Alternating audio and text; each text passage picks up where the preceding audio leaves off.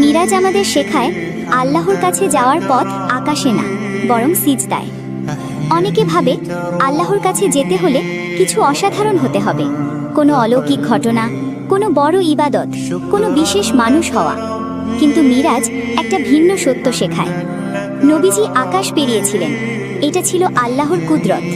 কিন্তু উম্মতের জন্য আল্লাহ যে উপহার দিলেন সেটা আকাশে ওঠার আদেশ না, সেটা ছিল সিজদায় নামার আদেশ।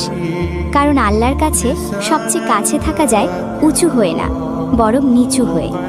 যখন তুমি সিজদায় মাথা রাখো তখন তুমি সবচেয়ে নিচে, আর ঠিক তখনই তুমি আল্লাহর সবচেয়ে কাছে। মিরাজ আমাদের বলে, আল্লাহ কাছে যাওয়ার রাস্তা আকাশে খুঁজো না, তোমার রুমেই আছে, তোমার জায়নামাজেই আছে।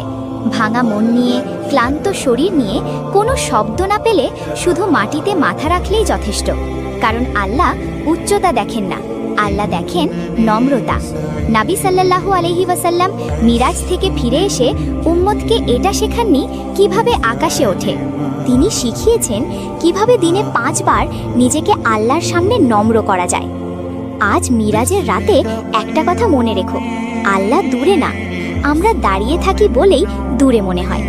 নিচু হয়ে যাও, সিজদায় চলে যাও, আল্লাহর কাছে যাওয়ার সবচেয়ে ছোট পথ সেখানেই।